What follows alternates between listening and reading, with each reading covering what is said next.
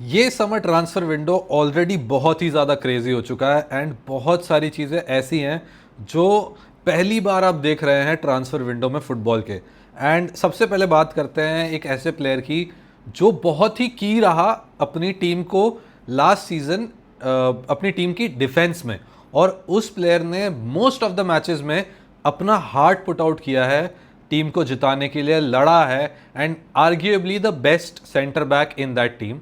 And उस player को उस टीम ने अब फ्री में जाने दिया है क्योंकि उनके पास उनको एक प्रॉब्लम हो रही है अपने एक पुराने प्लेयर से। मैं बात कर रहा हूँ इनिगो मार्टिनेज की। और ये सागा एक्चुअली क्या है, ट्रांसफर सागा, मैं आपको समझाता हूँ। तो बेसिकली टेर स्टेगन इंजर्ड हुए थे एंड उनका जो मेडिकल रिपोर्ट है, उस मेडिकल रिपोर्ट को ला लीगा को सबमिट करना था बार्सिलोना को। एंड अब इस मेडिकल रिपोर्ट के बेसिस पे क्या होता कि बार्सिलोना अभी तक अपने 5 प्लेयर्स को रजिस्टर नहीं कर पाई है इस करंट सीजन के लिए, जिसमें रैशफोर्ड हैं एंड जोन गार्सिया हैं जो उनके मेन नंबर 1 गोलकीपर बन सकते हैं। तो उनको वो रजिस्टर नहीं कर पाए हैं। तो अब क्या हो रहा है कि टेर स्टेगन ने, तो बेसिकली अगर बार्सिलोना मेडिकल रिपोर्ट्स भेज देती है ला लीगा को, तो एक इमरजेंसी एग्जिट का क्लॉज एक्टिवेट हो सकता है अगर उस मेडिकल सर्टिफिकेट के बेसिस पर ला लीगा ये डिसाइड कर लेती है कि टेर स्टेगन को 4 महीने से ज़्यादा रिकवरी में लगेंगे यहाँ से। तो बार्सिलोना वो देना चाहती है, लेकिन बार्सिलोना ये तब तक शेयर नहीं कर सकती जब तक टेर स्टेगन खुद अपना कंसेंट नहीं देंगे बार्सिलोना को ये ला लीगा के साथ शेयर करने के लिए। एंड डेको ने बोला ठीक है मैं बात करता हूँ टेर स्टेगन से। एंड डेको ने बात करने का ट्राई किया, लेकिन तब तक डेको को एक फैक्स आ चुका था और फैक्स में लिखा था कि मैं नहीं साइन करूंगा, मैं कंसेंट नहीं दे रहा हूं। एंड इस वजह से अब उनको रजिस्टर करने के लिए प्लेयर्स को बाहर निकालना पड़ेगा। एंड ऑब्वियसली बार्सिलोना को प्लेयर्स को बाहर नहीं निकालना पड़ेगा, बट प्लेयर्स भी अब वरी कर रहे हैं कि वो रजिस्टर होंगे कि नहीं होंगे। रैशफोर्ड ने तो बोल दिया कि वो 100 गोल्स मारना चाहते हैं बार्सिलोना के साथ एंड वो अभी रजिस्ट्रेशन का उनको कोई प्रॉब्लम नहीं है, क्लब सॉर्ट आउट कर लेगी। लेकिन इनिगो मार्टिनेज ने बेल आउट कर लिया है एंड वो उनका र्यूमर जो था ना, बेसिकली रात में 9 बजे मैंने, मतलब 9 बजे के अराउंड मैंने फेब्रिजियो रोमानो का ट्वीट देखा एंड उसके कुछ मिनट बाद ही, मतलब स्टार्टिंग मुझे लगा चलो इनिगो मार्टिनेज नहीं जा रहा है, मतलब हो सकता है जा सकता है, इमीडिएट इफेक्ट के साथ वो जा रहे होंगे। अचानक से 8 मिनट के अंदर ही आ गया कि अल नासर ज्वाइन कर रहा है इनिगो मार्टिनेज फ्री में। तो बहुत ही हैवी पैसा दिया होगा अल नासर ने ऑब्वियसली इनिगो मार्टिनेज को कि वो सऊदी वाला स्विच हो गया एंड इतनी जल्दी सारी चीज़ें हो गई एंड अब Inigo Martinez is going to Al Nassr, which is very bad for Barcelona क्योंकि वो एक सॉलिड डिफेंडर है, सेंटर बैक है जिसकी एज ज़्यादा है, लेकिन वो सॉलिड परफॉर्मेंस दे रहा था बार्सिलोना के लिए। इनफैक्ट मैंने फीफा में एक last minute over head kick मारी थी outside the D Inigo Martinez से, मेरी टीम को अल्टीमेट टीम में बचाने के लिए। तो मैं तो जानता हूँ इनिगो मार्टिनेज कितना अच्छा प्लेयर है, बट आई होप कि अल नासर को भी अच्छा प्रोवाइड करे वो सारी चीज़ें, अपनी सर्विसेज, क्योंकि रोनाल्डो को भी वहाँ पे अपना चैंपियंस लीग जीतना है एवरीथिंग।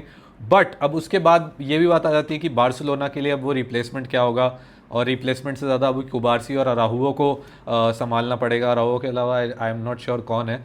तो जो भी बार्सिलोना फैंस हैं जो ये देख रहे हैं, कमेंट्स में बताइए कि कौन एज ए सेंटर बैक खेलेगा इनिगो मार्टिनेज की जगह। अगेन इसके बाद मैं आपसे बात करना चाहूँगा एक और ट्रांसफ़र सागा की, ट्रांसफ़र सागा नहीं बेसिकली एक टीम की, और उससे मैं और प्रीमियर लीग टीम्स की बात करूँगा। बेसिकली मैं बात करना चाहता हूँ मैनचेस्टर यूनाइटेड की, कि मैनचेस्टर यूनाइटेड ने एक्चुअली सेस्को को क्यों साइन किया। अब सबसे पहले अगर हम देखें तो मैनचेस्टर यूनाइटेड ने एम्बुएमो को साइन किया था 71 मिलियन यूरोज़ में, फिर कूनिया को साइन किया था 62.5 मिलियन यूरोज़ में, और इतना पैसा खर्च करने के बाद अब वो सेस्को के लिए गए हैं 76.5 million euros and 8.5 million in add ons. ये देकर उन्होंने सेस्को की सर्विसेज ली हैं 5 साल के लिए एंड ये है कॉन्ट्रैक्ट। अब कूनिया और एम्बुएमो दोनों बहुत ही अटैकिंग प्लेयर्स है, दोनों को गोल्स मारने के लिए रखा गया है एंड अब ये हो रहा है कि सेस्को जब centre forward as a striker खेलेंगे, एक पोचर खेलेंगे, तो इन दोनों प्लेयर्स का रोल क्या होगा, ब्रूनो भी उनके पीछे क्या होगा, ये सारी चीज़ें देखने वाली हैं। अब अगर हम ध्यान दें तो कुछ साल पहले अगर हम जाते हैं तो रास्मस हॉयलैंड जब आए थे उनका भी जो एटलांटा का रिकॉर्ड था वो सिमिलर टू सेस्को था, एंड सेस्को का भी रिकॉर्ड सेम है, एंड दोनों ऑलमोस्ट सेम एज के ही थे जब हॉयलैंड आए थे और सेस्को आ रहे हैं। एंड ये चीज़ थोड़ी समझ नहीं आ रही है कि यूनाइटेड को क्यों वो सारी चीज़ें, वो क्या चाहिए उनको जो हॉयलैंड नहीं दे पा रहे हैं, और सेस्को इन लाइप्जिग ऐसा क्या कर रहे हैं जो हॉयलैंड ने 2 साल पहले नहीं किया था।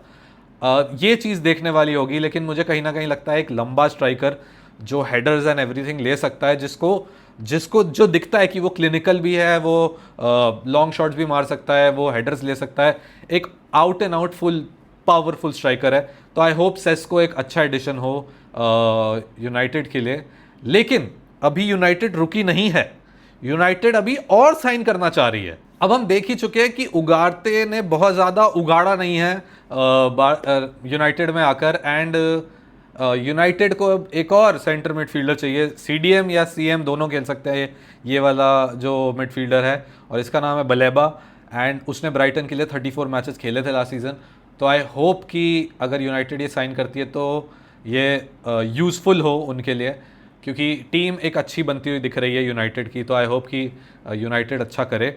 एंड अब मुझे बस ये है कि सेस्को की इतनी ज़्यादा ज़रूरत जो थी, जो स्ट्राइकर की ज़रूरत थी, ज़र्क्ज़ी को भी एक पार्टनर की ज़रूरत होगी।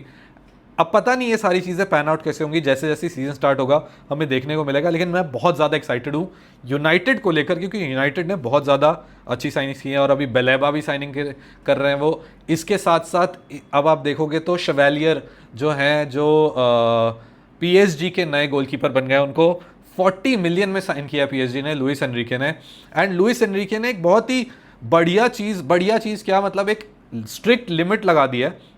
अल खिलाफी ने बोला कि पीएसजी को लुइस एनरिके ने मना किया 28 से ऊपर एज वाले प्लेयर्स को साइन करने के लिए।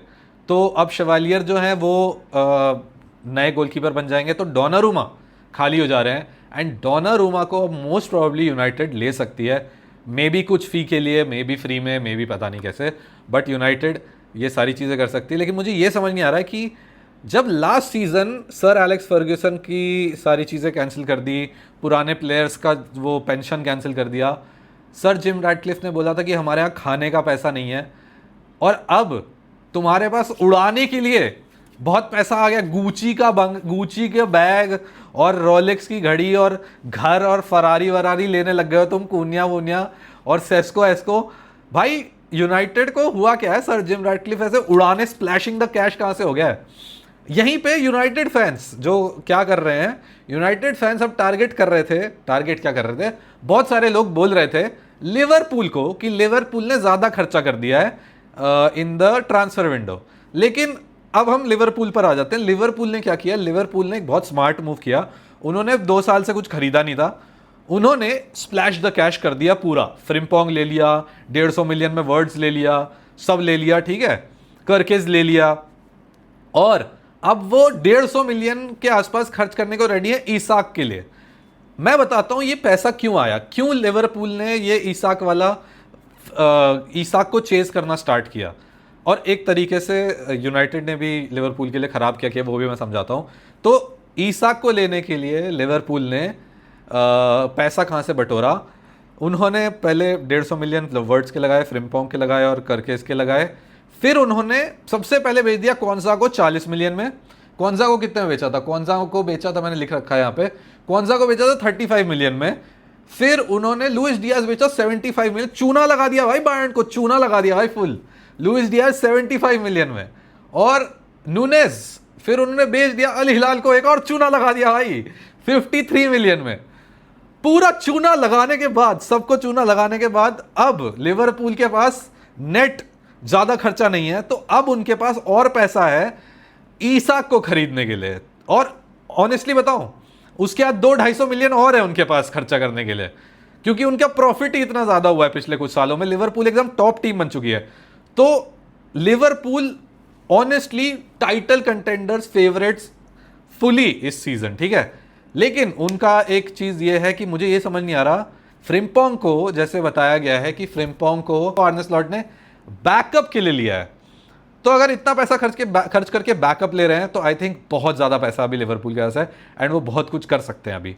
ठीक है, तो but I don't think so कि अभी वो कुछ खर्चा करेंगे, और सारा लिखा चिट्ठा अभी हमें समझ में आ जाएगा, क्योंकि 10 अगस्त को 7:30 बजे IST क्रिस्टल पैलेस से कम्युनिटी शील्ड है। एंड आई होप कि लिवरपूल बहुत बढ़िया परफॉर्म करे, एंड देखते हैं कि भाई कम्युनिटी शील्ड में लिवरपूल एक्चुअली उनकी नई टीम क्या कर पाती है। इसी के साथ साथ मैं एक और चीज़ बात करना चाहूँगा गर्नाचो की। चेल्सी तो है ही, चेल्सी पहले चेल्सी की बात करें, चेल्सी ने बहुत सारे खरीद लिए हैं। ये ट्रांसफर विंडो क्रेजी है, एक वीडियो में मैं सारी चीज़ें नहीं बता सकता, तो जो भी रह जाएगा मैं एक और वीडियो बना के डाल दूंगा। जैसे कि लूक डी योंग का जो पोर्टो वाला हुआ कि पोर्टो में उन्होंने बिना किसी को पता लगे लूक डी योंग को लाके खड़ा कर दिया प्रेजेंटेशन।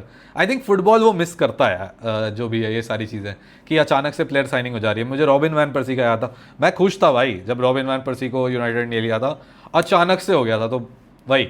बट हाँ, उसके बाद ये है कि गर्नाचो को चेल्सी लेना चाह रही है। गर्नाचो ने 2 दिन पहले स्टोरी डाली थी कि भाई मैं तो फुल यूनाइटेड का फ़ैन हूँ, मैं उसमें मतलब क्या टीवी पे डाला था खुद को यूनाइटेड के ऐसे वो करके, चेस्ट पे हाथ रखे हुए क्रेस्ट के, कुछ तो ऐसा ही डाला था, मुझे एग्जैक्टली याद नहीं है। बट हाँ, गर्नाचो चेल्सी जा सकता है अराउंड 50 मिलियन में। एंड उन्होंने जोआओ फीलिक्स बेच दिया है AC मिलान ने टू अल नासिर, एंड वहाँ देखते हैं जोआओ फीलिक्स क्या करता है। भाई क्रेजी हो रहा है, लेकिन मतलब बहुत क्रेजी सा वो चल रहा है ट्रांसफर विंडो। एंड ये क्रेजी और हो जाएगा अगर ईसाक आ गया लिवरपूल, तो बहुत ही क्रेजी हो जाएगा भाई, मज़ा आ जाएगा प्रीमियर लीग के लिए। भाई ऑनेस्टली एक बात बताऊँ, मैं इस साल के सारी चीज़ों के लिए बहुत ज़्यादा एक्साइटेड हूँ। प्रीमियर लीग के लिए सबसे ज़्यादा बहुत मज़ा आने वाला है, ला लीगा में बहुत ज़्यादा मज़ा, अगर रैशफोर्ड और ये सब आ गए भाई, ये रियल मैड्रिड वर्सेस बार्सिलोना क्या होगा भाई। हाला मैड्रिड, मैं तो भाई ऑब्वियसली मैड्रिड सपोर्ट करूंगा, बट भाई साहब क्या मज़ा आ जाएगा भाई अगर ये हो गया तो।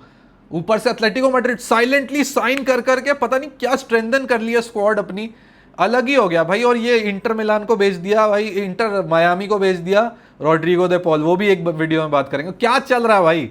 ट्रांसफर विंडो एपिक हो गया है। अगर कुछ भी जो भी ट्रांसफर्स मैंने मिस किया आप प्लीज़ कमेंट्स में बता दो।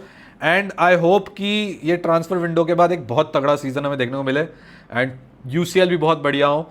एंड जो भी मैंने मिस किया है कमेंट्स में बता देना, एंड मैं आपसे मिलता हूँ अगली वीडियो में। Let's go.